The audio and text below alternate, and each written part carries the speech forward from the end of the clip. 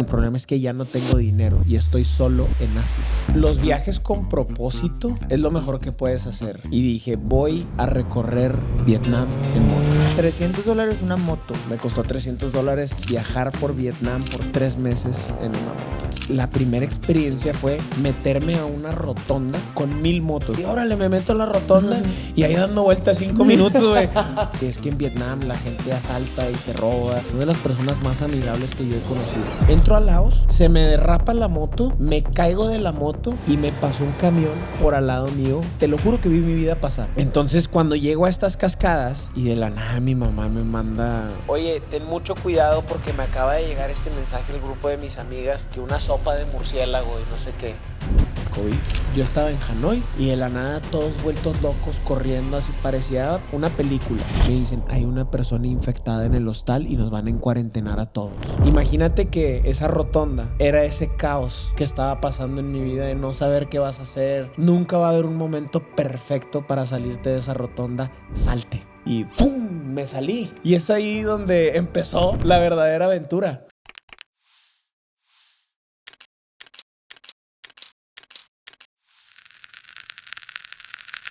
Bienvenidos a Entre Mundos, un podcast de Sondela. David, bienvenido. Gracias, Diego. Hoy voy a tener el honor de entrevistar a David. Nos va a platicar de un viaje sototote que ahorita que platicábamos un poco antes de empezar, me daba cuenta yo de lo increíble que va a estar esta plática de todo lo que hiciste en unos cuantos meses de la vida, pero que están seguramente llenos de historias y llenos de anécdotas que me muero por ya empezar. Entonces, emocionada por esto. Bienvenido, David. Let's go. Tienes 24 años de tu vida y dices, quiero vivir algo diferente. ¿Cómo empezó este viaje tan largo que hiciste en este momento de tu vida? ¿A dónde te fuiste y por qué? Yo no sabía qué hacer con mi vida y me decidí ir de vaquero a Australia a trabajar. Yo creo que como cualquier persona de 24 años que a lo mejor y no tiene bien definido qué es lo que quiere hacer, yo de lo que sí estaba seguro era que quería llegar a mis 80 años y tener a todos mis nietos en la cena de Navidad y contarles de mis historias de cómo viajé y aventuré por el mundo y hice cosas diferentes, pensando que iba a ser Godín toda mi vida, porque eso era lo que hacía en ese momento. Y entonces dije, quiero hacer algo diferente, algo raro, y decidí irme de vaquero a Australia. Y viví 7 meses en un rancho y fue una experiencia muy diferente a lo que vive la gente misma en Australia y a lo que yo estaba acostumbrado. Platícanos un poquito de esa experiencia. ¿Cómo fue vivir 7 meses de vaquero en Australia?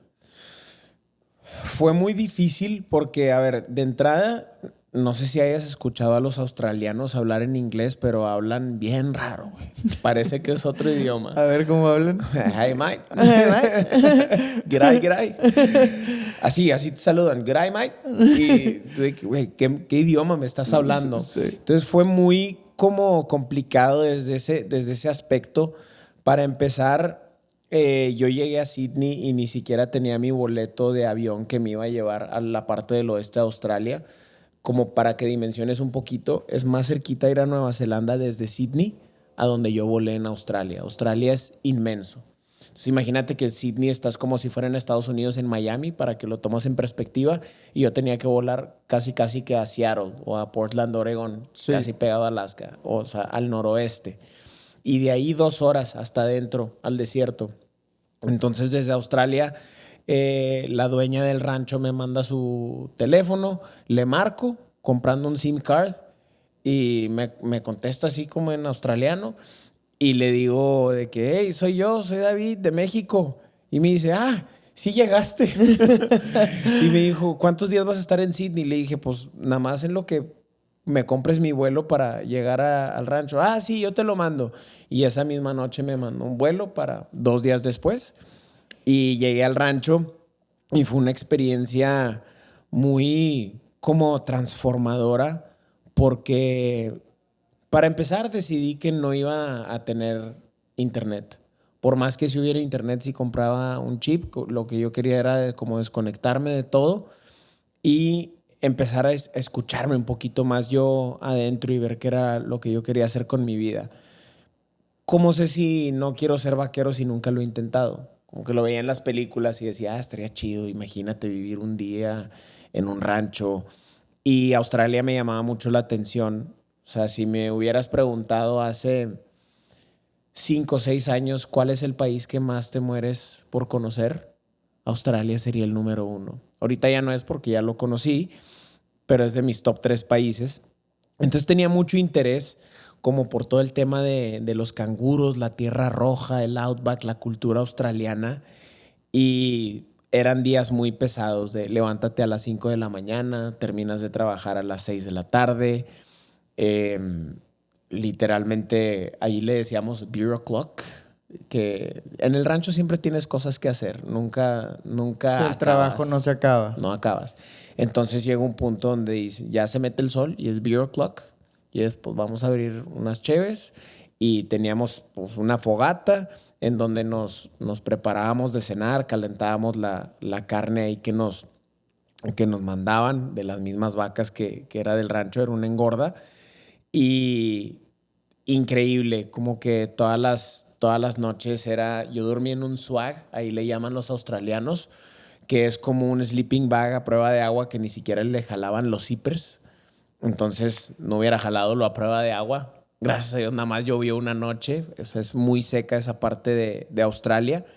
Y todas las noches mi techo era el cielo, era ver las estrellas, y como no tenía internet ni nada, era Como, o sea, dormías en la intemperie. en la intemperie, sí. Intemperie.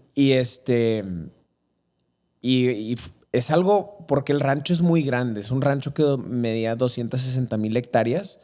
Eso es muy, muy grande, no lo dimensionamos. Entonces teníamos que ir a procesar al ganado que estaba en las diferentes partes del rancho. Entonces nos íbamos a acampar a las diferentes partes del rancho. Entonces movíamos todo el campamento de un lado, terminábamos acá, manejábamos 5 horas, terminamos esa parte del rancho y así. Y todo ese proceso duró 7 meses. Entonces yo pensé que iba a dormir en una cama con colchas y en la casa del rancho, ahí donde todo el mundo convivía. No, carnal. Ahí era irte a acampar, y yo les dije, ¿y las víboras qué onda? Y me dicen, hombre, ya empezó este güey también. Porque todos Sí. llegan con esa perspectiva de Claro. Australia, de los bichos, los animales. Sí, pues es que sí hay, ¿no? Ajá, y me decían, pues nada más checa bien tus sábanas y que no se haya metido nada, y ya, pues te metes a dormir. Y pues no, nunca me picó nada. Y ¿Viste algún animal raro? sí, 2 noches me tocó ver una viuda negra, que allá les llaman redbacks, en mis colchas. Y una vez, en lo que agarro la chancla, volteo y ya no estaba. Y dije, no, carnal, yo no voy a poder dormir. Pero estaba tan cansado que sí pude dormir, y pues no me picó. Y la segunda sí la maté con mi bota.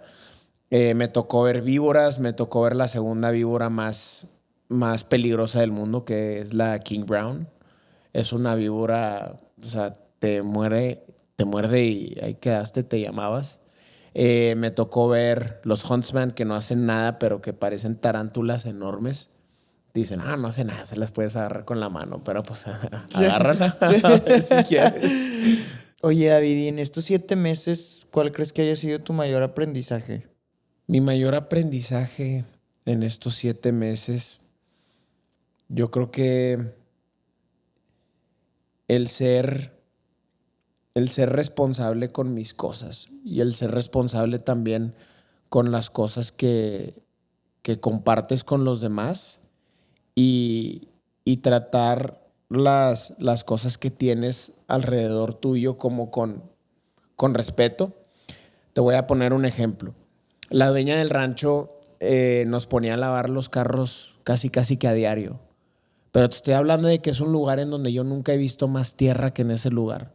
Manejabas y a los 10 minutos ya está empanizado de color rojo otra vez el carro. Y otra vez límpialo y otra vez. O sea, es que no vale la pena. O sea, ¿por qué todos los días? A lo mejor una vez por semana. Me decía la dueña, cuando tú te subes a un carro que está sucio, es mucho más fácil maltratarlo y ensuciarlo más y no cuidarlo. Pero cuando tú te sientes en un espacio que está limpio, que las ventanas están lavadas, que huele bien, que los asientos, que los tapetes, lo tratas con más respeto. Y entonces decía, tú puedes tener el desmadre que tú quieras en tu cuarto cuando estabas en el homestay, pero lo que es de todos, lo respetas. Entonces eso me hizo como pensar mucho en cuando yo ahorita ya viendo como mi independencia, que te sales de casa de tus papás y así es, pues ¿cómo quieres vivir? ¿Cómo quieres que sea tu espacio? ¿Quieres que sea un desmadre o quieres que sea un lugar limpio? Abres tu refri, ¿quieres que haya pura comida chatarra o que haya puras cervezas? Y que sea un depa de college guys o que sea un depa de alguien responsable que está tomando decisiones coherentes con lo que quiere en su vida en un futuro.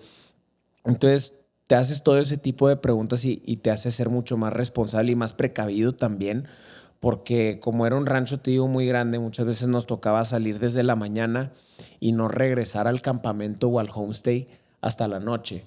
Y te estoy hablando de que te vas 40 kilómetros y la única manera de comunicación es un radio que si hay alguien alrededor a lo mejor puede captar la señal, pero pues ¿cuáles son las probabilidades de que se te ponche una llanta? Pues son altísimas. Entonces, antes de que tú prendieras el carro, tenías que checar que no se le haya salido el aceite, checarle la presión a las llantas, checar tu gearbox. Tu gearbox tenía como un checklist. Tienes que tener 5 litros de agua, tienes que tener, o sea, supervivencia literal, porque te pasa algo y no regresas. Y estás en medio del desierto, en el lugar más caliente de toda Australia. Entonces, fueron muchos aprendizajes como que en esa etapa de mi vida me ayudaron a tomar más responsabilidad para lo que venía en el futuro. Aunque ustedes no lo crean, esta plática no se va a tratar de estos 7 meses de Australia, porque pudiéramos seguir y seguir con esto, pero quiero que nos platiques de lo que pasó después de Australia, David. Especialmente de cómo de Australia o cuáles son las cosas más importantes desde que sales a Australia y llegas a Vietnam, que es lo que quiero que nos platiques. Uf, qué increíble pregunta. Mira, yo creo que los viajes con propósito es lo mejor que puedes hacer. Hay personas a las que les gusta viajar sin planes. A mí me encanta viajar sin planes, pero hay veces en las que tener planes es mejor. Entonces yo hice una lista de todas las cosas que quería hacer en este viaje. No era nada más irme de vaquero a Australia. Era también conocer los Himalayas, ir a la India, visitar a mi prima que vive en Bali, andar por todo el sudeste asiático, específicamente Vietnam, en moto. Entonces yo hice una lista de esas cosas que quería hacer y fui palomeando poco a poco. Primero fui a visitar a mi prima ahí en Bali. Tuve la experiencia de trabajar en un circo. Después de estar un mes en Bali, vuelo, o sea, no tenía todo el dinero del mundo. Tienes 24 años, tienes ahorros súper limitados. Entonces dije, ok, pues no se puede todo. Entonces ponen una balanza. Si tuvieras que escoger Himalayas o la moto en Vietnam, ¿qué prefieres? No, pues los Himalayas. A mí me encanta la montaña. Entonces, pues fui a los Himalayas primero. Terminando los Himalayas, me paso a pasar Navidad en Calcuta, porque era un lugar en donde sí practican la Navidad. Era mi primer Navidad fuera de México y pues no me quería sentir en un lugar en donde la Navidad es un día más. Claro. En Asia la mayor parte son budistas o hinduistas. Y me dice mi primo, vete a Calcuta, ahí son católicos por la Madre Teresa. Y fui a los centros de la Madre Teresa con los leprosos y así a hacer un voluntariado. Paso Navidad ahí y después pues, voy a conocer diferentes partes de la India. Ahora sí el Taj Mahal, Varanasi, que es donde creman a los cuerpos hacia el aire libre. En la India creman a los cuerpos al aire libre. Sí, hay un lugar que se llama Varanasi, en donde tú ves a las personas cargando a un difunto lleno de plantas y tú dices, ¿qué van cargando ahí? Van cargando a un familiar suyo. Y los ves llorando y cantando y soltando incienso y llegan a las orillas del río Ganges y empiezan a prender el cuerpo y hay muchos cuerpos, hay muchas como fogatitas y así puro humo negro y todos haciendo cantos así en Varanasi y luego terminan de cremarlo y luego avientan las cenizas al Ganges y después se toman un té. No, te creas. No, No, pero avientan las cenizas ahí al Ganges. no, hombre, güey, me está imaginando todo así está. No, pero imagínate, o sea, como ver todo ese proceso, ver todo el duelo que está viviendo ahí la persona Qué con fuerte. su familiar, cómo avientan las cenizas. Es un shock cultural muy fuerte, de los más fuertes que he tenido. No huele bien, huele a cuerpos quemados y la gente se te queda viendo así. Y yo no sabía, pero en la India son bien racistas entre ellos. Entre ellos. Si eres más negrito que los otros. O sea, son racistas. Es de que tiene piel más oscura y los tratan menos. O Ya. a los que tienen menos dinero y así. Es que la India es un mundo. Sí, Es el sí, país que tiene más gente y es un mundo literal. Y muy diferente el sur, el norte. Y entonces te digo, fui ahí a Varanasi y después tenía muchas ganas de ir a Bodh Gaya, que es en donde está el árbol en donde se iluminó Siddhartha, que es el Buda. Y construyeron un templo alrededor, que es donde dio el primer speech a sus discípulos de la vida y sufrimiento, así como el Sermón de la Montaña de Jesús, y hay un lugar como en Jerusalén, bien famoso por eso. Ahí hicieron un templo budista alrededor de Siddhartha. Me tocó conocer esa parte y después, esta parte lo conocí con unas amigas mexicanas que conocí en los centros de la Madre Teresa. Ok. Entonces íbamos ahí, pues los mexicanos y subiéndote al tren ahí de la India y con puros indios ahí descalzos y te ponen los pies aquí y así. Y ellas ya se regresaban a México y pues yo todavía tenía algunos ahorros ahí y dije, pues sí la libro un mesecito más aquí en Asia y ya después veo si ya me regreso a México. Entonces dije, ya, me toca hacer esto, ellas se regresan a México y yo decido comprar un vuelo a Vietnam, a Ho Chi Minh, y dije, voy a recorrer Vietnam en moto. Yo había escuchado en muchos blogs de internet y muchas personas que hacían esta aventura de no hay nada como irte a tus 20 y recorrer todo Vietnam en moto. Es muy común entre europeos. A los europeos les dan muchas vacaciones y así es muy raro que un mexicano le dieran más antes en ese entonces que existían. Yo me acuerdo, la primera vez que fui Godín, me dice, no, pues tienes que venir de 9 a 6 todos los días y el primer año vas a tener 2 días de vacaciones. Y le dije, ¿cómo, güey? ¿Cómo que nada más 2 días de vacaciones? Sí, y luego el siguiente año se te suman 2 y así, y así. Y en Europa entras y ya tienes un mes y medio de cajón. Sí. Entonces ellos sí se pueden tomar eso y dar esos lujos que no se pueden dar muchas veces los mexicanos o las personas que tengan muy pocas vacaciones. Entonces, mucha gente europea, youtubers y así, yo veía que hacían eso de comprar una moto y recorrer Vietnam o de sur a norte o de norte a sur. Entonces yo decidí volar a Ho Chi Minh, que está en el sur, y recorrer todo Vietnam en moto. Llegando a Vietnam, como vas a estar yéndote de lugar a lugar, allá no es como que llegas a una agencia a rentar una moto, ¿no? Allá tienes que comprar tu moto. ¿Cómo fue comprar tu moto? No, esto es toda una experiencia. Di con unos grupos en Facebook que se llama Vietnam Motorcycle Market. Sí. Es que No, dices, exacto. no das mucho, güey. Sí, no, pero es muy, está bien chida esa idea porque imagínate, pues tú vas a Vietnam, pero no vives en Vietnam. Quieres vivirlo de tu moto, no la quieres rentar porque pues no quieres hacerte responsable de eso. Entonces la compras y la vendes. Entonces es compra-venta. Entonces mucha gente compra su moto y desde que la compra ya la está anunciando para venta, para tener un mes de venderla. Ok. Entonces dice, en un mes, en esta fecha voy a llegar a Hanoi y vendo esta moto, es una Honda Win, la vendo en $400. Y entonces El que va a llegar a Hanoi dice, yo voy a llegar en esa fecha. yo a llego Hanoi. por esas fechas, Ajá. entonces empiezas a ver la oferta de quién vende, quién compra y Ya. así, en qué condiciones están. Entonces di con un vietnamita que vi la moto y me llamó mucho la atención. Era una Honda Wing del 2007. Y le mando mensaje y me dice, sí, yo te la llevo allá a tu hostal. Está en un hostal. Para que la veas. Llego, la veo y me hizo ojitos. Dije, no, esta moto es mía. Y me llevó a dar una vuelta. Te atrapó. Me atrapó. Entonces, me llevó a dar una vuelta y me dijo, no, pues te la vendo en $300. Le acabo de cambiar el aceite, chécaselo, las llantas ahí en la moto. Y de hecho me ayudó mucho en Australia, porque en Australia también me tocaba hacerle mucho el mantenimiento a las motos, cosa que yo nunca había hecho en mi vida. Entonces, pues, ahora sí le empiezo a checar bien las cosas y me dice, oh, so you do ride motorcycles. You know about this stuff.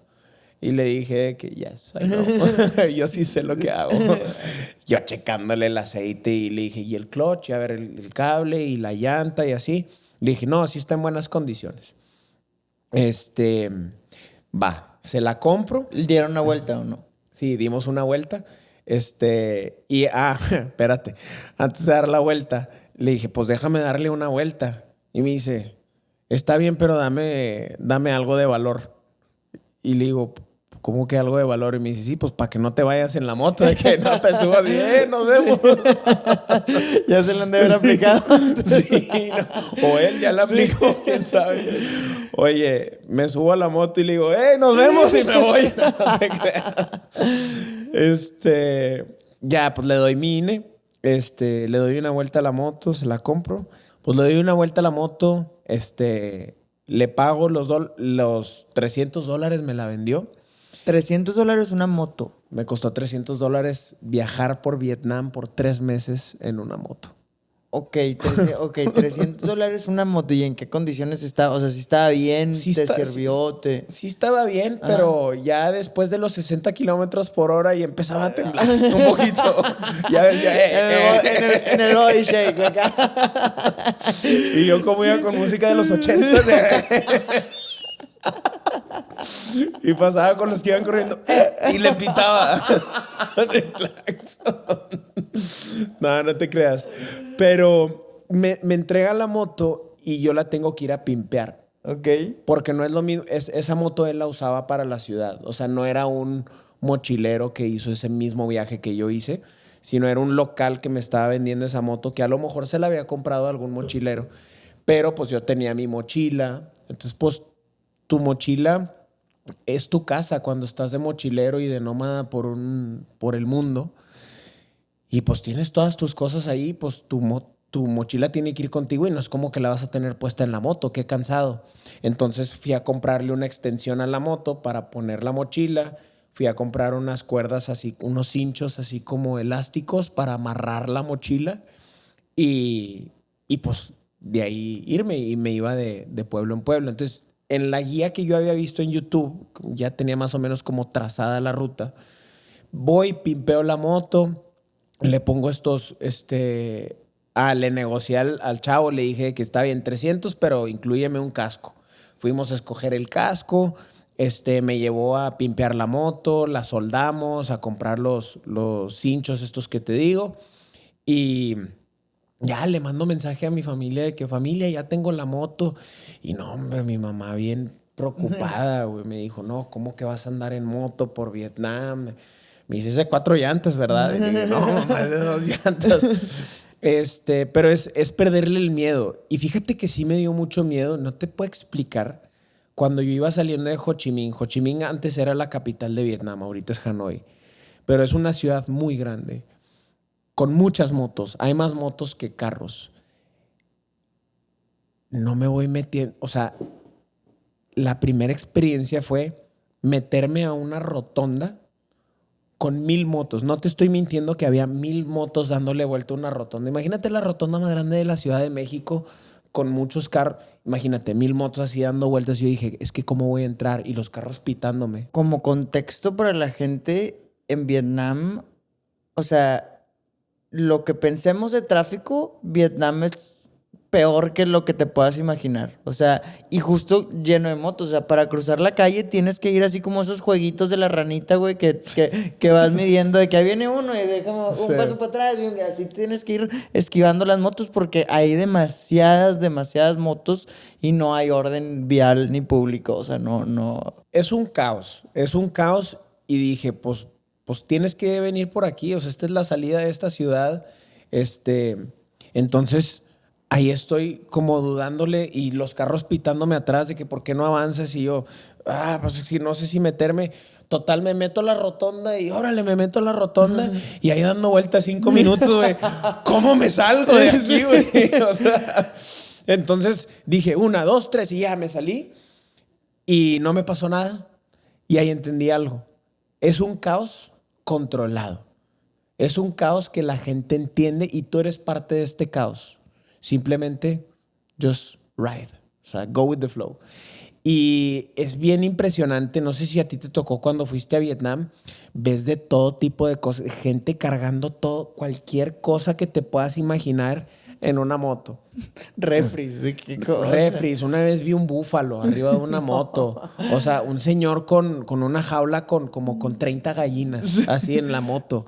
Y se las ingenian y dicen, no, así cabe en la moto. O de que 6 pelados arriba de una moto. Sí, familias completas arriba de la moto. Es impresionante.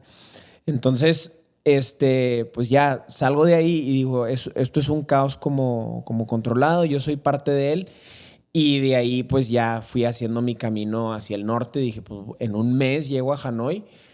Y en el blog decía, evita la carretera número 1, que es la carretera principal, que es la columna vertebral de todo Vietnam, a toda costa. Porque Vietnam es un pueblo, bueno, es un país que está abajo de China y tiene mar.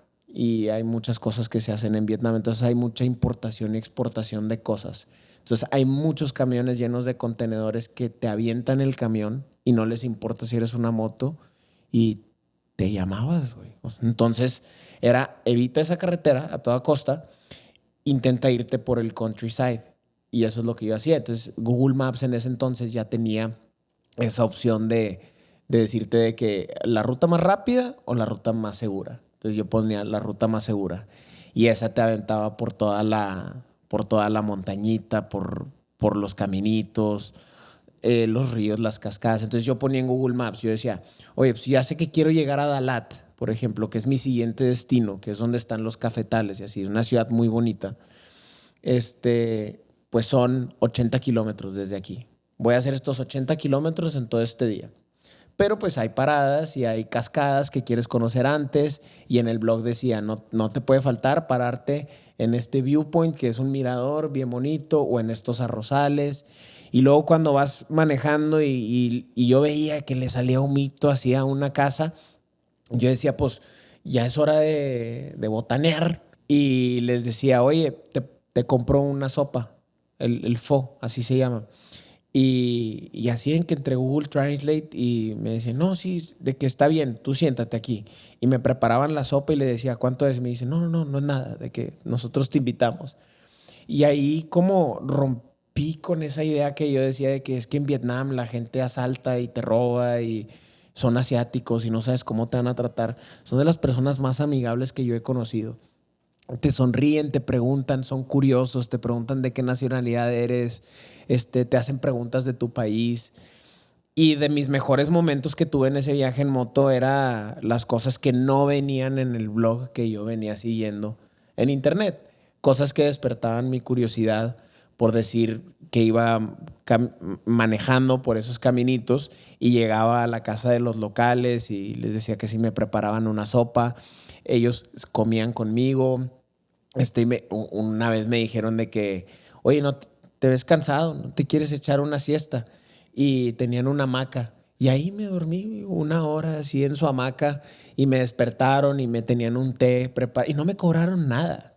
Y son experiencias que tú dices, o sea, qué bueno que tomé esta decisión de sí hacer este viaje. Me quiero regresar un poquito al momento en donde te sales de esa rotonda que nos contabas y empiezas ya el camino a tu primer destino. ¿qué había en tu mente? ¿Qué sentías? ¿Qué pensabas? Yo lo único que veía era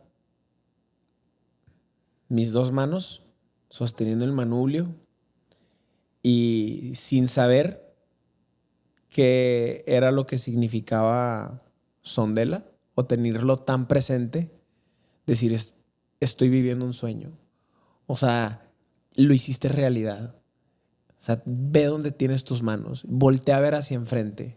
Y yo veía una carretera llena de pinos con un atardecer. Y yo me acuerdo que cuando me imaginaba este viaje, hice una playlist antes de hacer el viaje y dije, cuando me compre mi moto en Vietnam, yo voy a escuchar esta playlist cuando vaya en la carretera. Y había una canción en específico de mi artista favorito, It's My Life, de Bon Jovi. Y me acuerdo que iba así, un atardecer, el primer día que tenía la moto antes de llegar a Dalat. Iba manejando solo, no había ningún carro enfrente, ningún carro atrás, sintiendo todo el viento, con los audífonos puestos y de la nada se pone así en shuffle. Pum, pum. It's my life. Y me acuerdo de ir así gritando, ¡ah, huevo! Empecé a gritar, ¡sí! Iba así en la moto. Y yo creo que es de los momentos más felices que he tenido en mi vida. Iba como llorando. Si alguien me hubiera visto, hubiera dicho, ¿qué onda con este loco, güey? Que iba gritando así. Pero nadie sabía lo que estaba pasando por mi cabeza. Y me sentía libre. Y yo lo único que veía enfrente de mí era, de aquí viene pura aventura. Estás escribiendo los mejores capítulos de tu vida ahorita que puedes. Tienes 20 años y los estás aprovechando de la mejor manera que puedas. Y empiezan en Monterrey las fotos en Instagram de quién sabe quién dio anillo, ya es que empiezan los compromisos y así. Y me entraba el de que te estás quedando atrás, de que no, güey, voltea a ver dónde están tus manos. Y veía ese manubrio y decía, estás viviendo la vida que tú quieres, la decisión que tú tomaste. Y estás viviendo un sueño que le vas a poder contar a tus nietos y a tus hijos por el resto de tu vida. Y qué increíble. Entonces, eso es lo que estaba pasando por mi cabeza. Yo todos los días decía, Dios, sorpréndeme hoy. De que hoy estoy esperando que me sorprendas con algo diferente. Una plática, una comida casera que me prepararan, una cascada que yo estaba a punto de ver, probar un café rico, local, llegar a la playa, aventarme, conocer gente, otros viajeros. Entonces eso era lo que estaba pasando por mi cabeza, que enfrente de mí tengo pura aventura, tengo un capítulo o varios en mi libro en blanco, en donde yo tengo la pluma ahorita y yo decido qué voy a escribir. Yo no voy a voltar hacia atrás y esto es lo que te tocó, la vida te escribió esto. No, tú tienes la pluma en tu mano. Y yo lo estaba escribiendo en ese entonces. Eso era lo que estaba pasando por mi mente. Metafóricamente hablando, ahorita que lo mencionas, se me vino a la mente. Imagínate que esa rotonda era ese caos que estaba pasando en mi vida de no saber qué vas a hacer, pensamientos, compararte con los demás. Miedos, voltear a los lados. ¿Qué va a ser de tu vida? Quieres ser emprendedor, pero no sabes ni qué vas a hacer. Estuviste de vaquero, pero no quieres ser vaquero. Entonces, rotonda. Güey, nunca va a haber un momento perfecto para salirte de esa rotonda. Salte. Y ¡fum! Me salí. Y no pasó nada. Y es ahí donde empezó la verdadera aventura. Con poquito miedo, pero con la mejor aventura de mi vida enfrente de mí. Qué poderoso. De verdad que me emociona mucho escucharlo y como sentir esta emoción o trasladarnos con esta plática a ese momento.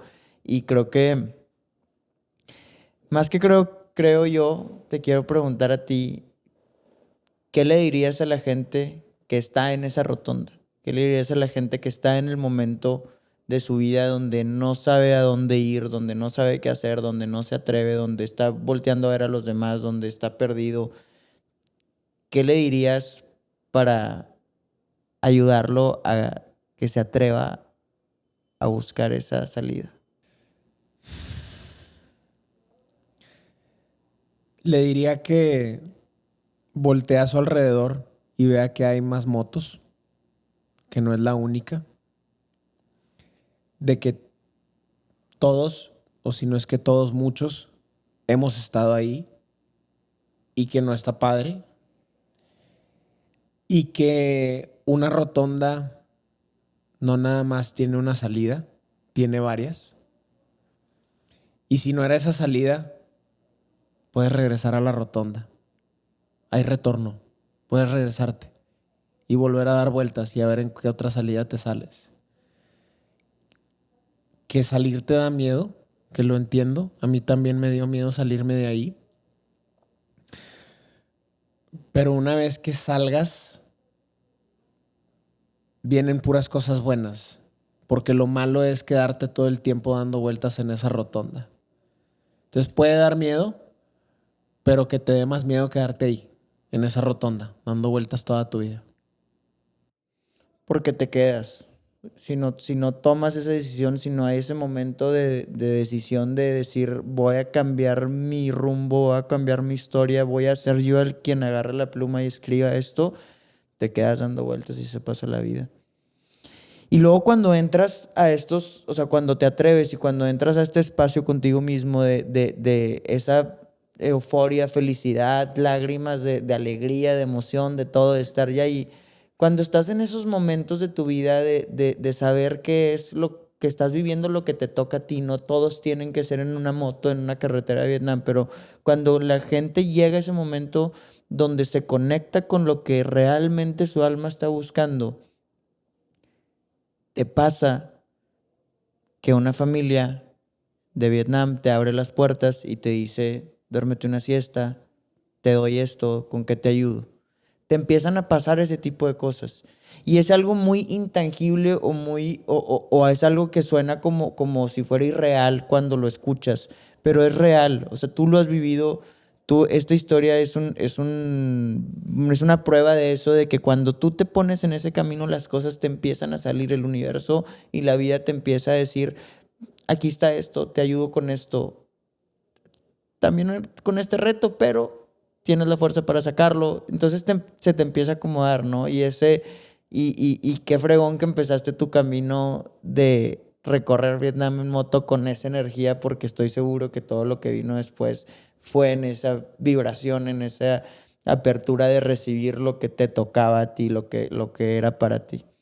Claro, y como tú dices, a ver, yo siento que este camino, o sea, yo me imagino a Dios volteándome a ver así en esa rotonda y de, a ver a qué hora se sale, de que a ver cuándo toma esa decisión.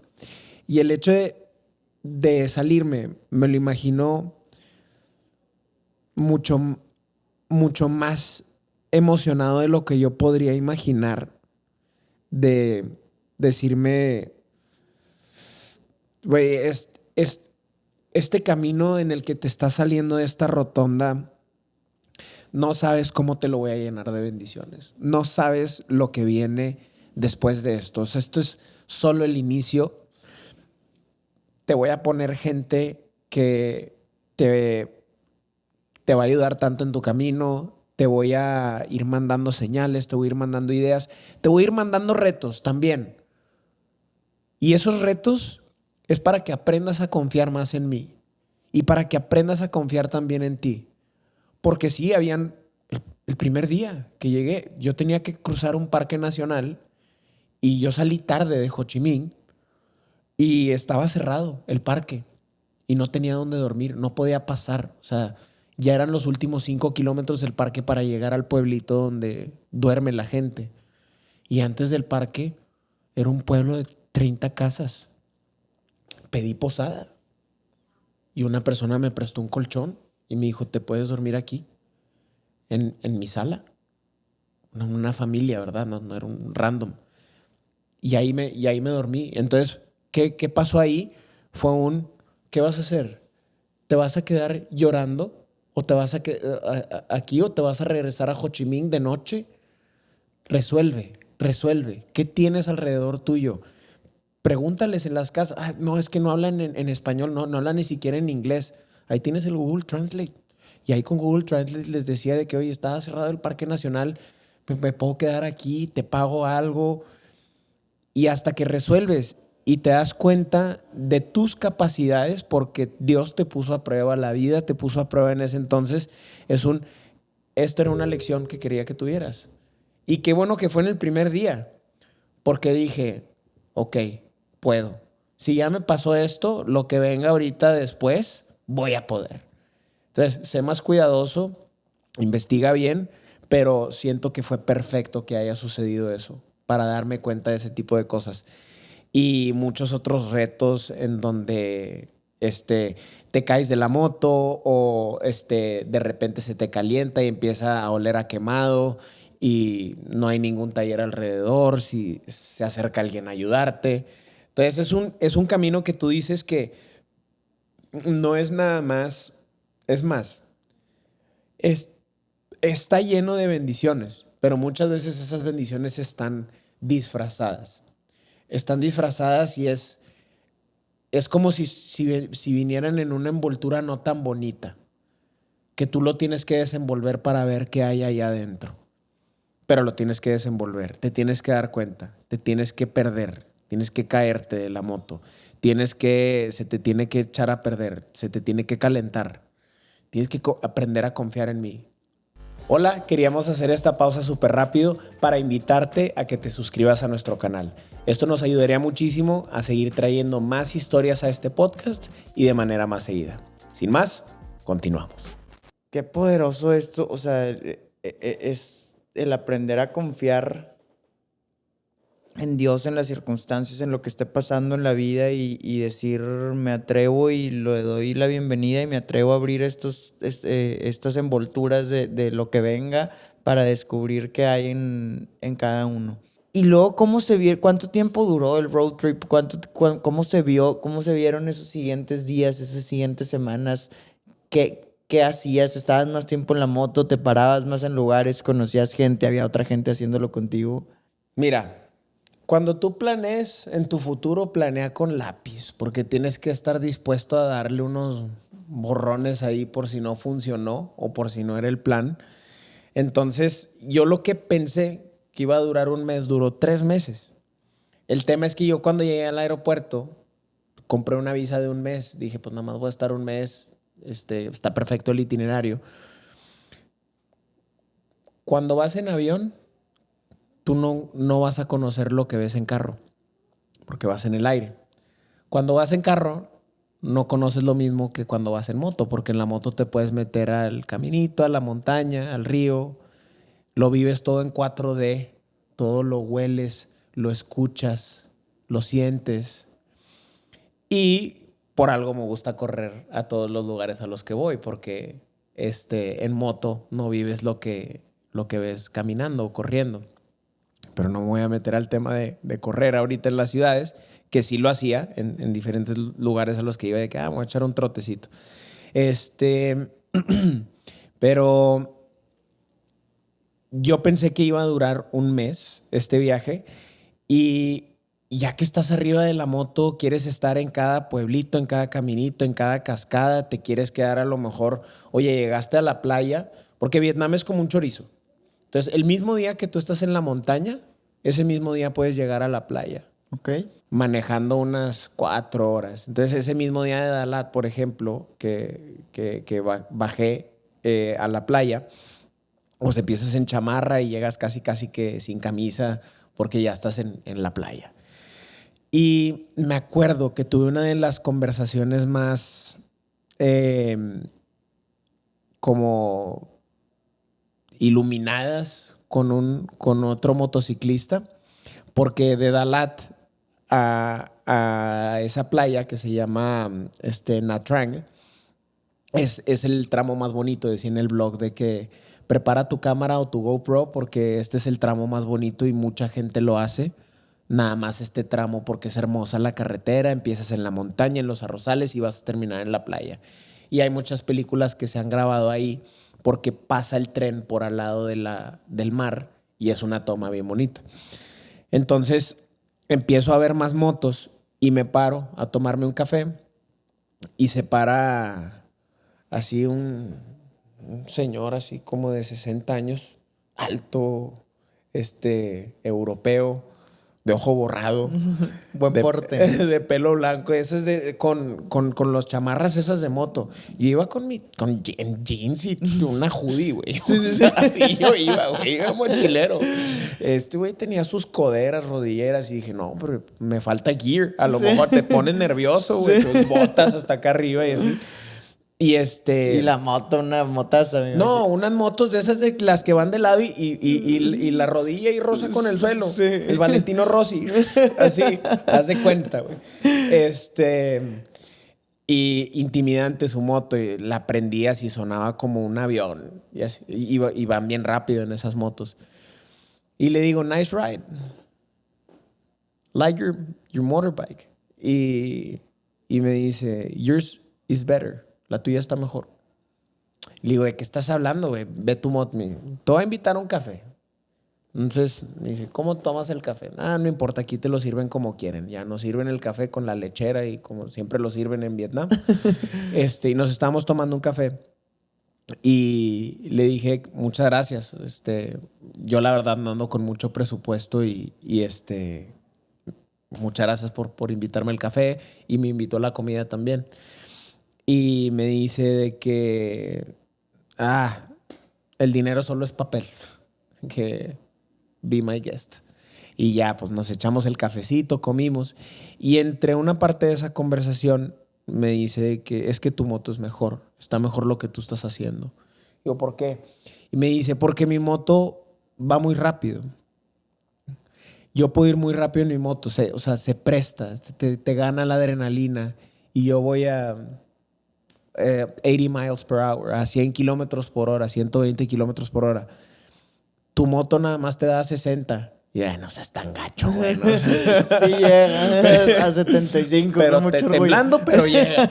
Y me dijo, pues la tuya va muy lento, pero eso te hace apreciar más las cosas. A mí se me van a escapar muchas cosas que a ti no. Tú vas más lento, tú vas viendo. Y me acuerdo que estaba haciendo journaling en ese entonces y dije, creo que muchas veces nos pasa así en la vida, como que el propósito del road trip es el road trip. El ir en la moto, el ir viendo, el hacer esas paraditas, tener esas pláticas. No es llegar más rápido de Dalat a la playa o llegar más rápido a Hanoi. De eso no se trata. Se trata de todo lo que viviste en los pueblitos, las veces que te caíste, quién te ayudó, cómo lo hiciste para resolver, no tenías dónde dormir. Todo eso es la magia de este road trip. Y así muchas veces nos pasa en la vida. Creemos que llegar más rápido es mejor. Y creo que ya lo hemos platicado tú y yo. Imagínate que mañana nos despertamos y Sondela ya es lo que soñamos que queremos que sea. ¿Qué chiste tendría? Es lo que le da sabor a esto es que vamos caminando y que vamos descubriendo. Todo el crecimiento que hemos tenido es gracias a esos como altibajos. Entonces, en lugar de ir rápido, aprovecha que puedes ir lento o que todavía no corres y que puedes caminar y como sé más atento a las cosas que hay alrededor tuyo y disfrútalas más. Y se subió a la moto y ya nunca lo volví a ver. No me tomé ni una foto con él, pero excelente persona y un viajero que de verdad inspira y que me ha inspirado a mí también a dejar huella en otros viajeros. Muchas veces pensamos que los viajes nada más nos van a dar a nosotros, pero eso se me hace algo egoísta y se me hace muy como menospreciar la persona que eres. Tú eres una persona muy valiosa que también le puede dar mucho al lugar al que viajes, a la ciudad, a los locales, a las personas que conozcas. Tú puedes ser muchas veces esa lucecita que está buscando ese viajero. No nada más la busques tú. Sé tú esa luz para los demás, así como lo fue ese viajero para mí. Y es lo que yo intento, ¿verdad? Oye, y ya que sigues el camino, ¿te toca algún momento donde, no sé, te caigas de la moto o algo así? Es que sí, justamente saliendo de la playa, dije, ok, ya voy a continuar mi camino. Saliendito de la ciudad, caigo en un bache, me caigo de la moto y no prendía. Y no prendía. Híjole, y no había habían 1000 talleres, güey, en la ciudad, güey, y estoy 20 minutos de la ciudad y ya no hay nada. Y de la nada iban pasando 2 motos y se paran. Y se quita el casco, un güey de pelo largo, Graham. What's up, mate? Y yo, un australiano. Y dije, yeah, not too bad. Y le dije, no, pues me caí en este bache, no prende la moto. Y me dice que pues yo tengo una cuerda aquí, y se para también una chavita y se quita el casco y era una chinita. Y dije, qué rara combinación, güey, una australiana y una chinita. Y me dice, no, pues, te jalo de aquí al próximo taller. Y me ayudaron, güey, con la moto. Me fueron arrastrando al siguiente taller, se esperaron allá que me arreglaran la moto hasta que prendió. Y me dice el australiano, oye, ¿te puedes venir con nosotros para que no estés solo? Y les dije, ¿a dónde van? Y me dijeron, a Bon Matot. Y le dije, yo también voy para allá. Me dijo, pues va, vente con nosotros. Y en eso ya empezó el equipo, que le pusimos Mac One. De repente llega el australiano así en la mañana con un café y dice, ya se me ocurrió cómo se va a llamar este grupo. Y yo de que, ¿lo soñó o qué? Y dice, somos Mac One. M por México, A de Australia y C de China y One porque somos el mejor equipo. Entonces, qué chido, sí, güey. así nos llamábamos. Éramos la chinita de Wuhan, el australiano y el mexicano. Pues ya suena como el chiste, ¿verdad? Y así empezamos le seguimos y llegamos a Bon Matot y ahí pasó una de las historias más chidas de todas, porque era el año nuevo y el año nuevo chino, que era en febrero 7, y nada más había un guest house y ya estaba todo ocupado. Como que por todo el tema de la llanta llegamos tarde y ya no había espacio. Y les dije, tengo un buen presentimiento. Vamos a llegar como quiera al guest house y vamos a preguntarles si tienen algún espacio ahí de casualidad.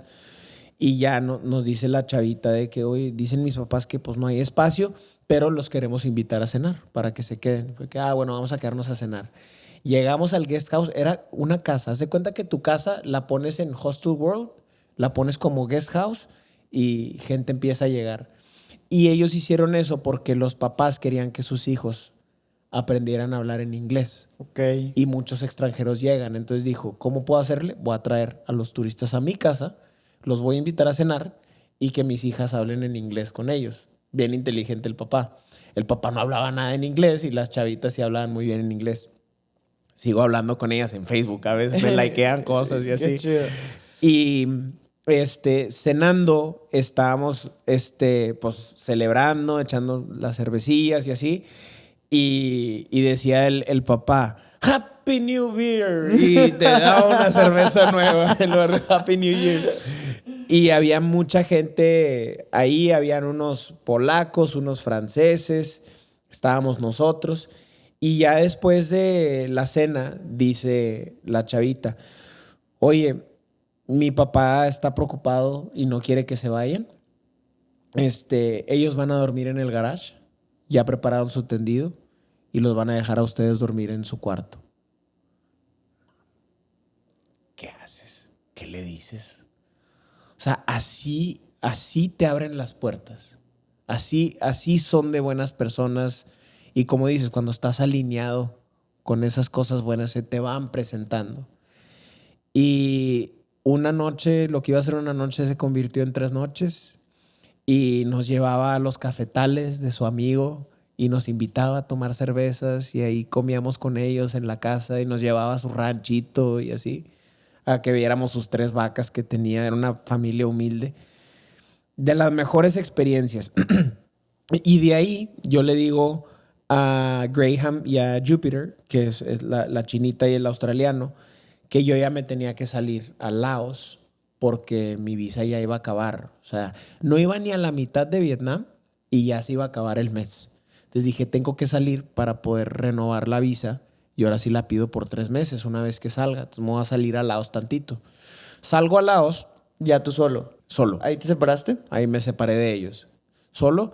Llego a la frontera, estuve como 3 horas. Nunca había visto una frontera así tan que me asustara tanto. Eran como vietnamíes y de Laos y como que muy burocrático. Me tenían así en un cuartito hasta que me dan la visa. Entro a Laos y empiezo a bajar la montaña para llegar a Luang Prabang, que era la ciudad que tenía que llegar. Y en la primer curva que tengo, se me derrapa la moto porque había mucha grava. Me caigo de la moto y me pasó un camión por al lado mío. Te lo juro que vi mi vida pasar. O sea, nunca había estado tan cerquita de morirme como en eso. Perdón, mamá, si estás escuchando esto, pero... Y no le quise decir a nadie, pero de verdad que me asusté demasiado. Dije, ya, me van a atropellar. Me pasó por aquí al lado, no se paró el camión, no nada. Oye, ¿estás bien? Me subí a la moto y dije, si la moto antes podía ir a 40, ahora me voy a ir a 20 nada más. O sea, Sí, no. no, te vas bien asustado, güey. Entonces, iba así bien asustado y dije, ok, aquí no es Vietnam. Aquí es un país más pobre. Aquí las calles están llenas de bache, no todo está pavimentado. En Vietnam todo está perfecto, todo está pavimentado, las calles están súper bien, todos respetan. En Laos no. Laos es un país muy tercermundista. Y eso, estuve en Laos como 2 semanas. Voy a Luang Prabang, voy a Bang, no me acuerdo cómo se llamaba el otro lugar, pero ahí me pasó una de las cosas que también me asustaron más y fue como pues aprende a confiar en mí, aprende a resolver. Bien rápido te cuento esta historia. Yo tenía mi tarjeta de débito y tenía una tarjeta de crédito y pues tenía efectivo. Como es un país muy tercermundista, tengo que ir al cajero a sacar dinero. Voy con mi tarjeta de débito, saco dinero y por las prisas me voy del cajero y no me doy cuenta hasta que estaba checando de que mis documentos y así. Y pues ya se me iba a acabar el dinero y ya no tenía cómo pagar la tarjeta de crédito. Ningún lugar te acepta tarjeta de crédito en ese tipo de países y más si estás en el área rural, todo es en cash y yo ya no tenía dinero. Pero de que no te das cuenta en el cajero. De que no saqué la tarjeta. Ah, la dejaste. La dejé ahí. Oye, la cancelé y todo eso no fue el problema. El problema es que ya no tengo dinero y estoy solo en Asia. Y llevo un año aquí yo solo. ¿Y qué voy a hacer? ¿Qué voy a hacer? ¿Qué voy a hacer? Entonces dije, a ver, ¿tienes una tarjeta de crédito? Nadie acepta tarjetas de crédito. ¿Algún establecimiento tiene que aceptar tarjeta de crédito aquí? Pues ve a una tienda de esas que venden teles, refris, electrodomésticos y diles que si les compras un refri por, no sé, 10,000 pesos o lo que sea, que no te den el refri y que te den cash. ¿Qué haces si tienes una tienda y llega un viajero con pelo hasta los hombros y te dice en moto y te dice eso? Le dices, no, gracias, Sí, sé que no puedo. Entonces intenté hacer eso en varias tiendas y no podía y ya no tenía dinero. Y me acuerdo que después de estarlo intentando como por 5 noches en un lugar que estaba así en la montaña, dije, pues tengo que cuidar mucho mi dinero. Voy a ir a comprarme unos noodles de esos instantáneos a una tiendita de la Sí, esquina. lo más barato que se puede, literal. Y llegué a la tiendita de la esquina y pues no era un lugar muy turístico. Y el chavito que estaba atendiendo en la tiendita de la esquina era más o menos como de mi edad. Y me empieza a hablar en inglés y me dice, oye, ¿de dónde eres? Y así empiezo a platicar con él, empiezo a contar mi historia. Y conecto muy bien con él y él me dice, wow, qué increíble tus viajes, lo que hiciste y así. Y dije, ¿sabes qué? Chicle y pega. Le expliqué mi situación, lo que le dije a los de los electrodomésticos y le dije, ¿aceptas pago en tarjeta? Y tú me das cash, no me des nada de tus productos, pero necesito dinero. Me dijo, déjame hablar con mi papá. Le explica al papá y me dice, sí, sí se puede. ¿Cuánto quieres? Y ya le dije de que no, pues $300. meto la tarjeta, me cobra los $300, saca dinero abajo del teclado de la compu y se resolvió. Y con eso pude para Vietnam y para lo que me quedaba ahí en Laos.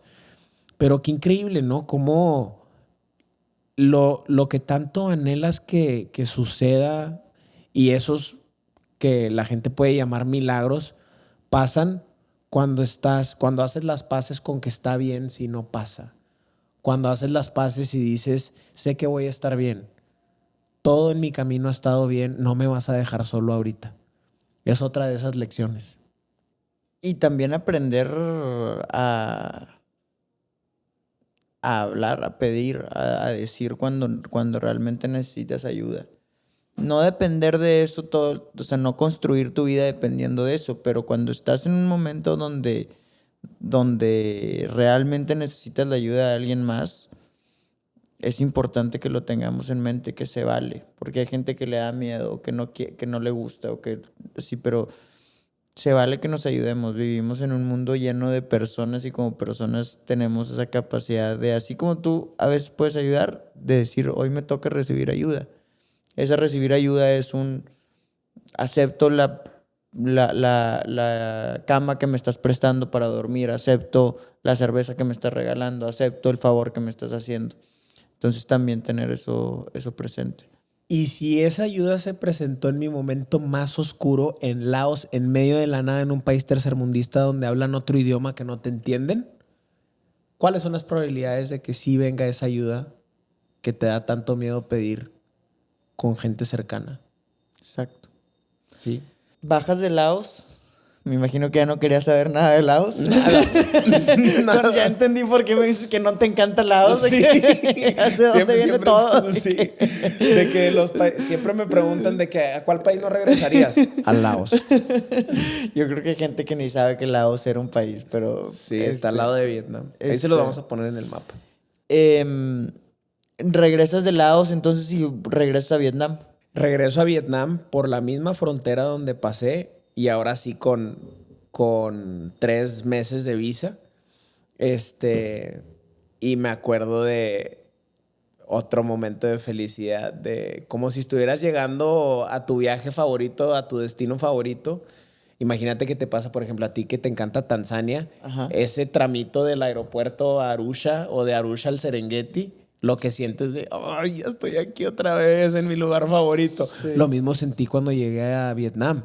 Dije, ay, Vietnam, otra vez, denme sopa, denme gente, conocer. Qué rico. Sí, entonces entro y ahora sí ya estaba más cerquita de llegar a Hanoi. Y fueron como 2 semanas más para llegar a Hanoi y en esas 2 semanas estuvieron llenas de conocer cuevas, me volví a topar a Mac One porque seguía hablando con ellos. Ok. A Jupiter y a Graham. Ahí quedamos de vernos en un lugar que es donde están las cuevas más grandes del mundo. Hay una cueva que te tardarías como 1 semana en llegar al fin de esa cueva y está habitable y tiene su propio ecosistema ahí adentro. O sea, está impresionante las cuevas de Vietnam. Ahí nos vimos otra vez. Y fue como compartir todos estos momentos, todas estas... la naturaleza, los ríos, las cascadas, hasta llegar a Hanoi. A terminar el viaje en Hanoi. Iba a terminar el viaje en Hanoi, pero ya que estás en Hanoi, pues ya le quieres seguir hasta arriba, ¿no? Entonces... ¿Hasta Sapa o a dónde?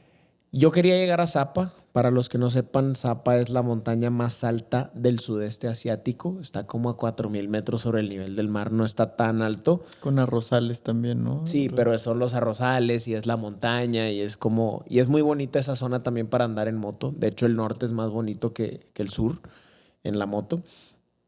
Y antes de llegar a Hanoi, quería conocer Halong Bay también, que es ese archipiélago donde normalmente se hacen cruceros para conocer por ahí. Entonces dije, oye, pues mi moto, para empezar, esto no te había dicho, a mi moto le puse nombre. ¿Cómo se llama? Matilda. Entonces dije, Matilda va a ser mi acompañante en Vietnam, estas 2 ruedas. Y No, hombre, estuvo increíble porque dije, pues me tengo que llevar a Matilda si quiero llegar allá. Entonces en el ferry me llevé a Matilda y entonces iba en el ferry con Matilda. Entonces a todos lados iba con Matilda. Hostal que me quedaba, ¿tienen estacionamiento para motos? Porque vengo con Matilda, ¿eh? No se me pongan necios. Entonces fui a Halong Bay, a Cat Ba, a conocer toda esa parte. Estuvo muy padre porque me tocó conocerlo desde el agua y también la islita la recorrí toda en moto. Entonces es súper padre irte a las montañitas y a los ríos, a las cascaditas. Tomo el ferry de regreso a Hanoi, pero en lugar de irme a Hanoi, te digo, quería hacer el Hai An Loop, que es ese del norte, y después del Hai An Loop está unas cascadas que se llaman Bangkok Waterfalls, que yo vi unas fotos y dije, no, qué impresionante, yo tengo que llegar. Y aparte era la frontera con China. Y me acuerdo que cuando llegué, por eso no digo que conozco China, porque nada más puse el pie. Sí. Pero no tengo el sello así en el pasaporte. Pero para el mame ahí en el Instagram puse ahí de repente, llegas a China. Y todos de que, David, ¿qué onda que estás en China? ¿Cómo llegaste a China en moto? Y de ahí se me empezó a alborotar la canica y dije, oye, pues de China a lo mejor le sigo quería conocer Tailandia y si me queda dinero voy a Myanmar y de Myanmar pues bajo por Camboya y vendo la moto otra vez en Ho Chi Minh.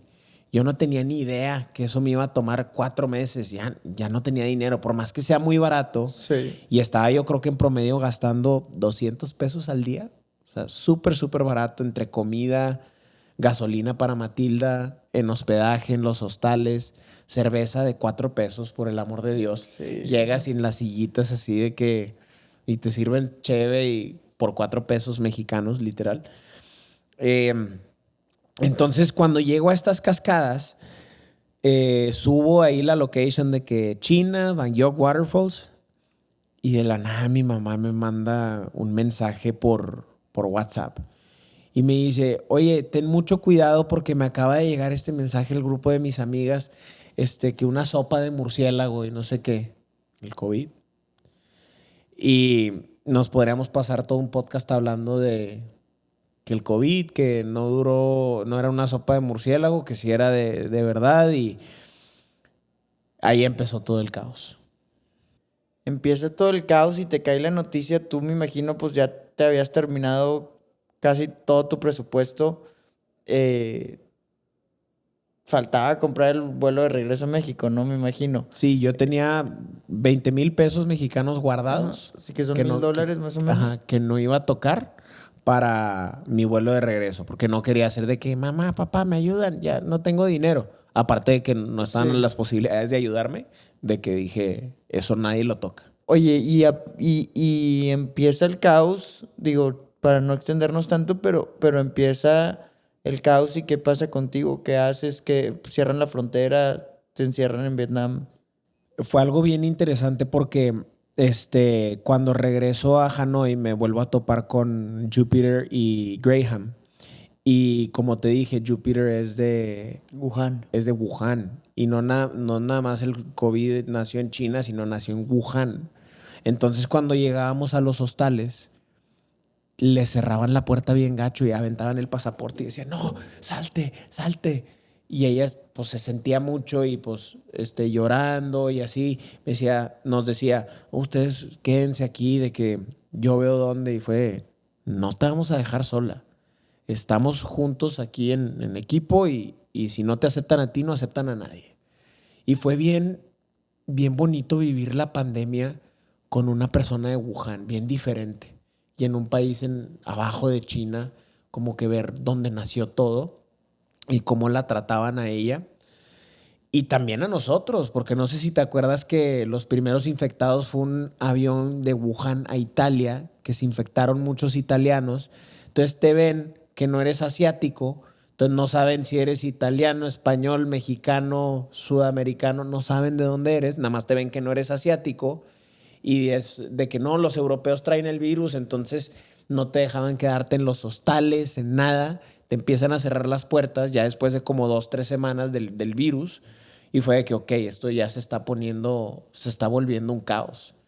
Entonces, ahora sí que todo mundo vendiendo sus motos, una sobreoferta de motos porque Europa le estaba llamando de la embajada a todos sus viajeros, regalándoles los vuelos de regrésense al país, de que va a haber una cuarentena. Y pues yo no sabía ni qué iba a hacer, yo tenía ahí la moto y en eso me dice, publico la moto y le marco a mi prima y me dice, ¿dónde estás? Y le digo, estoy en Vietnam, de que está como locos este tema de la moto. Me dice, ¿cómo que como locos? Y le dije, prima, nada más para que me entiendas cómo está la situación. Yo estaba en Hanoi, bajando a desayunar al hostal, ese de que el desayuno que te sirven la avena y así. Voy bajando así en pijamas y haz de cuenta que había una ventana que daba hacia la calle en el hostal ahí en Hanoi y de la nada todos vueltos locos corriendo, así parecía una película. Y yo de que, ¿qué pasó? Me dicen, hay una persona infectada en el hostal y nos van a encuarentenar a todos. No, carnal. Me subí las escaleras, agarré todas mis cosas, las metí a mi mochila así de volada, no me importa el desayuno. Voy al estacionamiento, agarro a Matilda y el estacionamiento estaba a la mitad, el portón. Me acuerdo que bajé la moto, la empujé por abajo, salgo, prendo la moto, me arranco y el guardia del hotel, del hostal, de que, ¡hey, hey! Como que me empezó a perseguir y ya me metí así entre calles. Y dije, me salvé, güey. Me iban a encuarentenar aquí encerrar ahí en Vietnam. 2 semanas, sí, güey. ¿Quién sabe cuánto, güey? Y aparte lo tenías que pagar y eso me iba a costar quién sabe qué tanto. Yo ya no tenía dinero. Sí. Me salgo de Hanoi, me quedo en un hostal en donde sí me aceptaban. Le marco a mi prima y me dice, ¿dónde estás? Y le dije, no, está como locos acá. Y me dice, vente a Bali, deja la moto, vente a Bali, te quedas aquí conmigo. Porque pues no tenía mi vuelo de regreso a México. Entonces, vendo la moto.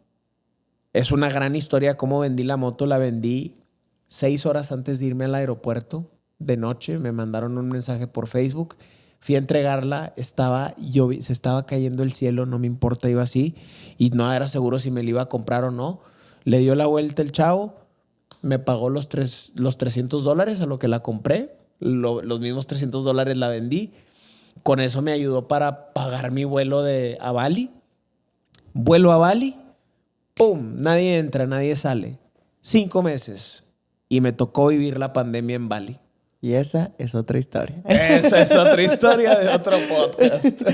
¡Wow! Pero estuvo de locos todos esos últimos cambios y como vivir esa parte de la pandemia que, pues sí, estuvo muy loco. Cuando volteas y ves todos estos altibajos, cosas, momentos de felicidad, otros momentos de estrés, otros momentos de peligro, otros problemas que resolver.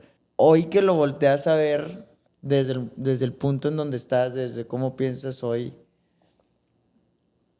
¿qué te hace pensar? ¿Te hace decir, estaba loquito? ¿O qué te hace pensar de ti en ese momento? Varias cosas. La primera es, me hubiera gustado hacerlo más y siempre lo estuve buscando. Siempre me acuerdo de todo esto porque volteando a ver hacia atrás, yo siempre estuve buscando la aventura. Yo siempre busqué irme de intercambio. No se me dieron los medios para poder hacerlo, pero yo escuchaba las historias de mis amigos que se iban de intercambio y lo que vivían. Y yo decía, yo quiero. Pero eso es lo que pasa. A ver, muchas veces viendo hacia atrás todo parece obvio, pero en el momento estás perdido. Así que no te castigues tanto. No pasa nada si te regresaran a las mismas circunstancias, en el mismo contexto que estabas, volverías a tomar las mismas decisiones. Y me tocó vivirlo cuando me tocó vivirlo. Y entonces no puedo decir me hubiera gustado más. Sí, sí me hubiera gustado más, pero que eso sea una inspiración para que no te pase eso ya en el futuro. Y toma las decisiones desde ahorita a lo que viene. Entonces eso es lo primero. Lo segundo es, me agradezco de haber tomado esas decisiones porque cada vez nos hacemos más como especiales o exigentes para viajar en cuanto a la comodidad. Eh, yo sigo sin tener tema en... A ver, siento que te acostumbras. Eh, si me voy ahorita de mochilero, como me fui en ese entonces, el primer mes va a estar medio feo, a lo mejor, y lo voy a sufrir más que como lo sufrí en ese entonces, pero llegaría a un ritmo donde me acomodaría. Y sé que sí podría lograrlo. Eh, entonces, no pienso que estaba loquito. Pienso que fueron las decisiones más que más me voy a agradecer y que más me ha agradecido hasta el momento de haber hecho. Y cómo me encantaría inspirar a que mis hijos en un futuro puedan hacer eso, que puedan aventarse y que se hagan su viaje sabático, mochilero, no patrocinado por su papá. Siempre van a tener mi apoyo, pero así como yo tuve que encontrar el camino y eso es lo que me hizo ser lo que soy ahorita, quisiera que ellos también lo encuentren. Y todas esas experiencias y todo lo que viví, siento que y fue un año y medio, no fue un año por la pandemia de 5 meses en Bali, pero lo que viví en ese año y medio afuera de mi casa es algo que me hubiera tomado a lo mejor toda una vida si no me hubiera atrevido a tomar la decisión de decidir viajar solo por el mundo con una mochila. Siento que son crecimientos exponenciales que no dimensionamos, que muchas veces te da el viajar. Y ojo, estoy diciendo viajar, no ir de vacaciones, porque son cosas bien diferentes. Hay momentos para ir de vacaciones y hay momentos donde quieres tener ese espíritu viajero del que hemos estado hablando en esta plática. Y viajar, eso es lo más bonito que te da. Te da las herramientas para que resuelvas las cosas que tienes que resolver, que va a ser tu escuela para cuando la vida en un futuro te ponga de rodillas y te ponga a prueba. Tener el valor y tener el coraje de atreverse a hacer esas cosas, desde tomar esas decisiones, de decir en medio de la incertidumbre, como quiera me voy a aventar a cumplir estos sueños, como quiera me voy a aventar a lo desconocido. Yo creo que es algo que a todas las personas nos ayuda y nos hace falta hacerlo más seguido. Gracias por esta plática porque con todas tus historias, yo y estoy seguro que todos los que lo escuchen salen muy inspirados de hacerlo, salen muy para hacerlo como con esa inspiración de saber que no todo tiene que estar resuelto para que te tengas que atrever o que no, o que el momento perfecto no va a estar para aventarte a hacer las cosas que quieres hacer con tu vida y no nada más viajar, sino todos los tipos de proyectos que se pueden hacer o todas las decisiones que hay que hay que hacer. Tú desde un punto donde dices, ya me atreví en repetidas ocasiones, no nada más en este viaje, pero ya te atreviste a hacer eso. ¿Qué hay del otro lado? ¿Qué hay de este lado de donde sí te atreviste? ¿Y qué hay para ti hoy después de tomar esas decisiones? ¿Con qué te quedas? Con que gracias a que no solo yo, tú también, a esas decisiones que nos hemos atrevido a tomar sin estar listos, sin estar, sin tener los medios, sin tener idea de cómo estamos teniendo esta plática. Y gracias a esas decisiones nos dedicamos a lo que más amamos en este mundo, que es compartir estos viajes y estos momentos con otras personas y ser ese puente para los demás,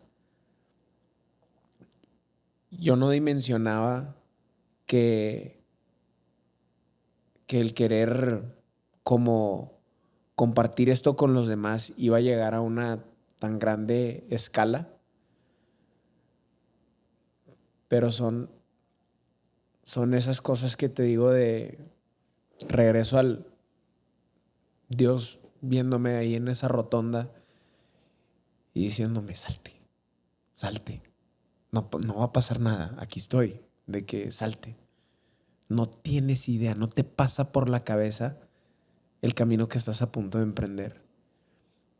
Y me emociona porque apenas van 5 años desde que decidimos tomar este camino y estas decisiones. Y es una carretera bien larga. Y estoy seguro que nos va a pasar como me pasó en Vietnam. Y que ya nos está pasando. Vamos a comprar una visa de 1 mes y es, bro, no te va a alcanzar el tiempo de lo grande que se ha convertido esto. ¿Qué más hay de este lado? Una persona más segura de sí misma, una persona que se escucha mucho, que tiene mucho esas conversaciones internas, que la realidad es que nunca estamos solos, siempre estamos con nosotros mismos. Y es con la persona con la que más vas a pasar tiempo, desde que naces hasta que te mueres. Y si no conoces bien a esa persona, si no tienes esas conversaciones y no la conoces bien, no va a llegar a ser el mejor acompañante. Entonces, ahorita yo soy mi mejor compañía que tengo. Me encanta estar conmigo, me encanta platicarme, me encanta decirme cosas, aplaudirme, consolarme, en decirme, güey, no pasa nada, ya hemos pasado por estas cosas. ¿Te acuerdas cuando lo resolviste, cuando tenías miedo? ¿Qué más hay? Casi 50 países que he conocido, muchas aventuras por el mundo,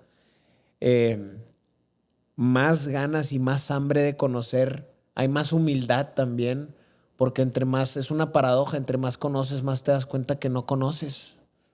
Y más te das cuenta de que eres diminuto y que te falta demasiado mundo, y por más que pises los 192 países que hay, nunca vas a terminar de conocer el mundo y nunca vas a terminar de conocerte. ¿Qué más hay? Un montón de historias que ya le quiero contar a mis nietos y a mis hijos también. Y hay una persona también con un corazón bien único, con una fuerza impresionante. Hay un amigo que es lo mejor que puedes pedir para tener al lado, que se alegra por ti, que está cuando lo necesitas.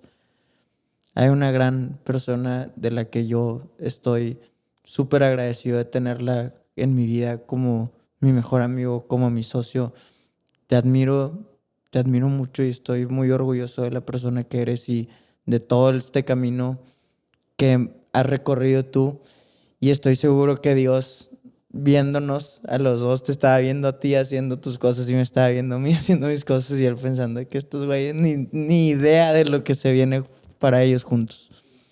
Gracias por compartir esto y gracias por todo lo que le transmites a las personas que te tenemos alrededor. No, gracias. Muchas gracias por tus palabras. La verdad es que yo me siento muy querido por ti. También ya sabes que esto es recíproco. Tú eres de las personas que también más admiro. Y significa que una persona que admires tanto te diga esto, significa el mundo. Y que no se nos olvide que por esto hacemos esto, que esto es lo importante. Te quiero mucho. Muchas gracias, también, hermano. Gracias a todos por escucharnos en esta plática emotiva, emocionante, llena de historias, llena de aventuras, y que nos sirva para inspirarnos a nosotros también a atrevernos a hacer esas cosas que dan miedo, que no son los momentos perfectos, pero que como David nos puede platicar hoy, vale la pena tomar esos riesgos, vale la pena salirnos de esa rotonda. Y nada, nos vemos en el siguiente episodio de Entre Mundos. Muchas gracias.